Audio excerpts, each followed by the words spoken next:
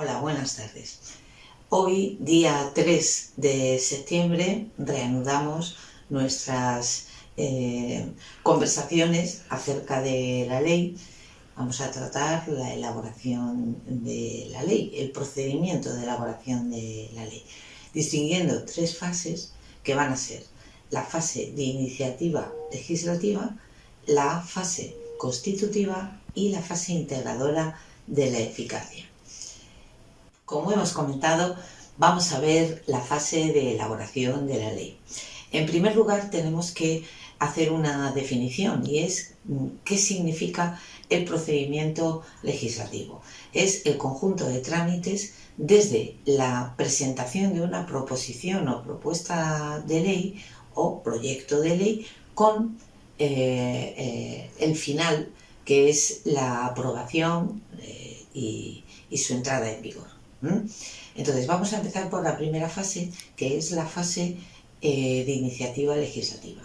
Con arreglo al artículo 87 de la Constitución, tienen iniciativa legislativa el Congreso, el Senado, las comunidades autónomas, me refiero a las asambleas, el Gobierno y la iniciativa legislativa popular que ya conocemos. Vamos a ir analizando cada una de estas iniciativas. En el caso del Gobierno, la iniciativa se denomina proyecto de ley. Este proyecto de ley es preferente a otros proyectos sobre la misma materia, al mismo tiempo en cuanto a su tramitación. Al mismo tiempo se presenta acompañado de unos antecedentes, una memoria, etcétera, una serie de explicaciones de por qué vamos a cambiar o vamos a inaugurar una ley.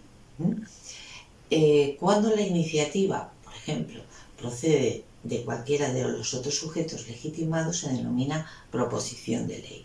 Proposición de ley que puede ser, por ejemplo, la iniciativa legislativa popular, las famosas 500.000 firmas, el nombramiento de una comisión promotora y después una serie de limitaciones porque todo no puede ser sujeto a la iniciativa legislativa popular. Por ejemplo, cuestiones tributarias, cuestiones de planificación económica, cuestiones de prerrogativa de gracia, cuestiones relativas a ley orgánica, fiscales, etc. Continuamos y nos encontramos con la iniciativa del Congreso y del Senado.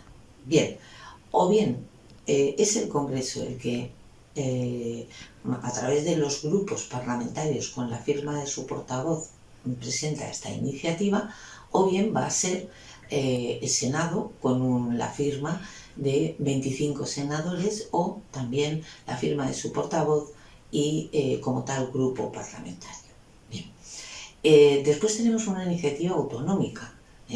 Esta puede ser de dos maneras distintas. Se denomina proposición de ley y puede ser o bien que la Asamblea pida al Gobierno que adopte un proyecto de ley sobre la misma materia o bien que se presente una proposición de ley acompañada de 3 diputados autonómicos para defender las posturas en el Parlamento.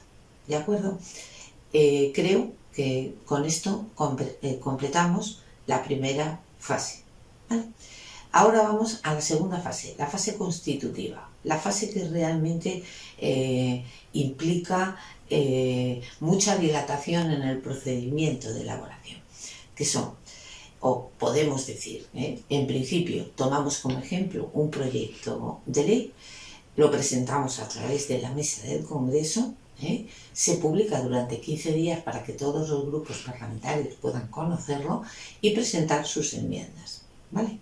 Estas enmiendas pueden ser a la totalidad, con lo cual aporto un proyecto alternativo que quiero que pueda ser la sustitución de lo que me proponen, o bien, por otro lado, las enmiendas parciales, que son adiciones, modificaciones, pequeños retoques. Las enmiendas a la totalidad. En el caso de las enmiendas a la totalidad se deben discutir en el Pleno. ¿de acuerdo? Una vez discutido si nos quedamos con el texto original o con el texto alternativo, vamos a las enmiendas parciales. Aquí entran en juego las comisiones como órganos de trabajo de las cámaras. Y aquí nos encontramos con que se forma dentro de la comisión una ponencia, es decir, una reunión reducida de la comisión que va a elaborar un informe, hacer una serie de estudios, que es lo que va a llegar al Pleno ya para su votación. Hasta aquí el Congreso de los Diputados. Ahora sabemos que tenemos dos cámaras y las leyes se aprueban por ambas cámaras, con lo cual nos vamos al Senado. ¿Qué puede pasar en el Senado? Que se aplique y que se apruebe con normalidad este proyecto de ley. Bien. ¿Qué puede pasar también? Que se vete la ley, en cuyo caso el Congreso tiene dos opciones.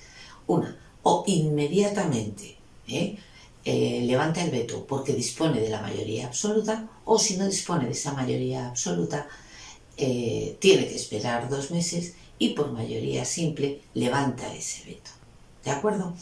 Bien, aquí estaríamos terminando la segunda fase, la fase constitutiva, la más elaborada y la más trabajosa. Y nos iríamos a la fase integradora de la eficacia, que se compone de sanción, es decir, firma de la ley o del proyecto por el rey, ¿de acuerdo? Va a actuar como un auténtico notario del Estado, como va a autenticar la ley. Promulgación, que sería la facultad de obligar que tiene la ley, se expresa en la coletilla de mando a los españoles guardar y hacer guardar esta ley. La publicación, que es su inserción en los periódicos oficiales, y finalmente su entrada en vigor. Las leyes entran en vigor, lo dice la Constitución, pero sobre todo lo dice el Código Civil, a los 20 días de su entera publicación en el boletín, si no se dispone otra cosa. Puede disponerse otra cosa por razones de oportunidad legislativa, ¿de acuerdo? Y finalmente, un pequeño matiz, que es tanto como hablamos también de la entrada en vigor de la ley, también de cuándo se derogan las leyes. Las leyes se derogan solo por otras posteriores y en principio hay 2 tipos de derogación. Una derogación expresa, que se especifica concretamente la fecha y datos de la ley que va a perder vigencia, y una derogación tácita, que es que en todo aquello que se oponga con lo dispuesto en la nueva ley queda derogado automáticamente.